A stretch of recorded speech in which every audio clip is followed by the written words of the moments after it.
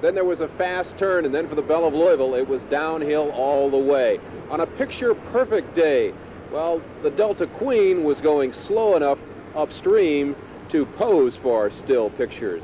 The Belle of Louisville won the 14th time and tied the series in the great Steamboat race. And our Doug Prophet was there today. And, of course, in a Steamboat race on this river, Doug, there is a first and there is a second place. And you got to watch it all from Sky 11 today. I sure did, about 1,000 feet above them, Gary. And as you mentioned, you know, it was a fast race in fast current. The race lasted about 1 hour and 25 minutes. And the charges of cheating, well, they started right off the bat as soon as the Belle of Louisville headed out over the starting line. But who cares? Tonight, at least we can say that the Gilded Antlers are right back here in the River City.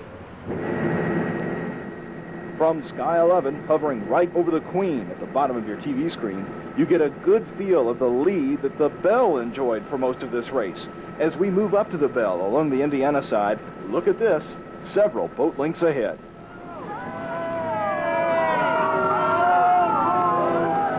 While the Queen's passengers booed the Belle at her turn, the veteran captain of the Queen openly complained about what he was witnessing at 6 Mile Island. You will notice that the Delta Queen's turning buoy was approximately 1,000 feet further upriver.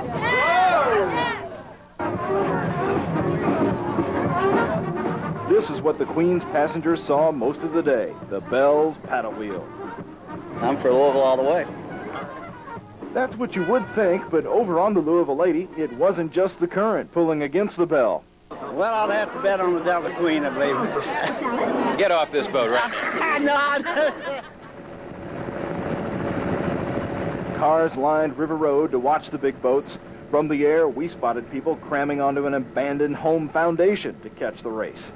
Downriver, the Belle was home free. The Queen never challenged her. Under the finish line, watch the water cannon hail the winner.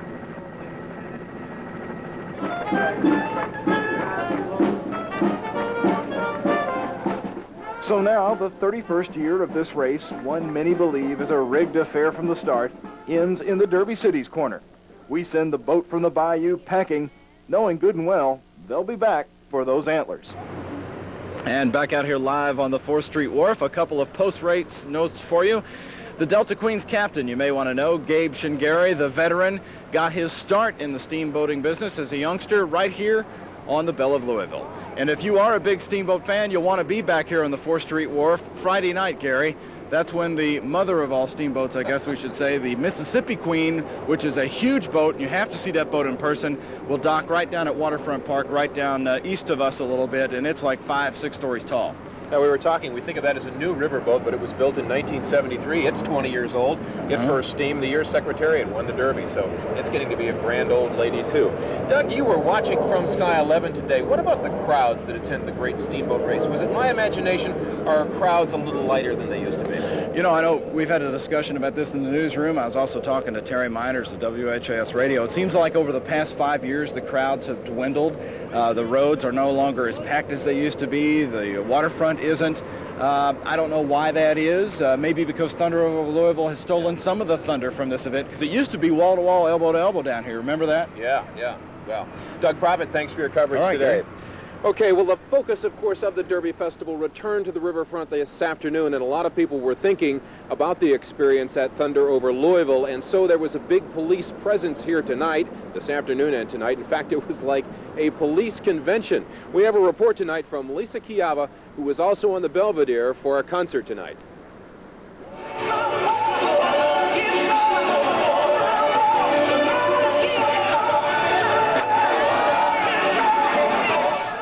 If you were in need of a police officer in Louisville, you didn't need to call 911. You needed to show up at tonight's Gladys Knight concert on the Belvedere. On each section, I see police out here, but that's good. That'll keep the fights down. We couldn't walk for more than 5 minutes without running into officers.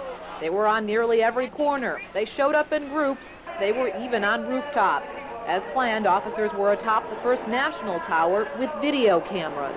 We were able to obtain some special lenses so that we could shoot from a distance high atop some of the buildings downtown. We will use those cameras and the officers at various points along the parade route tomorrow night. This videotaped beating of a man after thunder over Louisville gave police the idea to use video cameras to help with security at festival events. The amateur video has led to 5 arrests.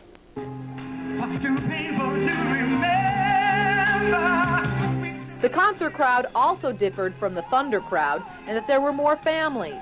None we met seemed afraid of returning to the Belvedere for another Derby event. We need a lot of security around here because too many bad things is happening. And you're never going to have a good thing going when you have a lot of bad people that create problems that don't need to be. People were impressed with police, but the fireworks and the Gladys Knight concert were really the big hit here. And that's the review police were hoping for. Lisa Chiava, Kentuckiana's News Channel, WHAS 11. Well, right over my shoulder, you're looking at the paddle wheel that won the great steamboat race today. There were people watching from the Belvedere, from Riverfront Park, from the water tower.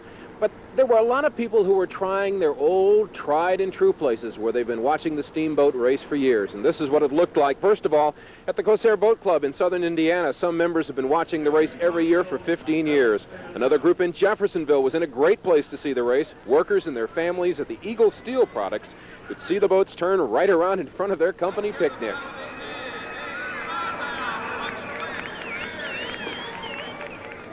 We kind of watch it go up and down, and we know which, who's going to win before we get here. I thought it was great, but I think Kentucky cheats. The buoy is set further on the Tennessee boat than it was on the Kentucky boat. Not too hard to figure out. Well, that lady must be from out of town, so she may not know the Delta Queen is from New Orleans, where it will return, unfortunately for the Queen, as the loser in this year's race.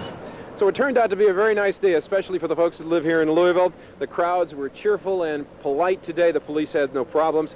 After all, the great steamboat race is an event that takes us back to simpler times, a time of river travel and picnics and family outings. In those days, people would line the banks to see a great steamboat race. And in those days, Melissa, they didn't even have to watch on television. That's right, Gary. And I must say, your attire, you fit right in. You look like you're going for a voyage soon.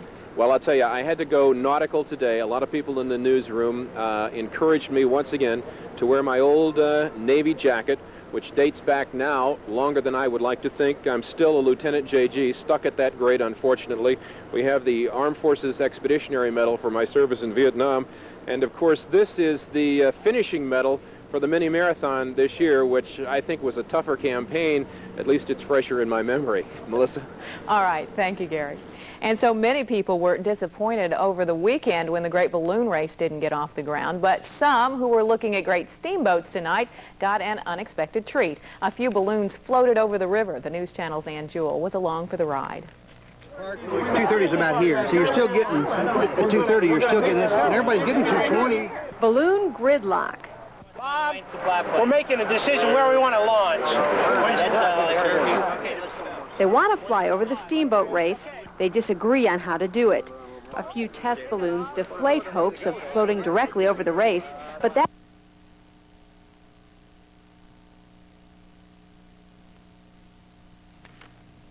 I'm sorry, we obviously have a problem with that videotape. We'll try to bring you more about that story.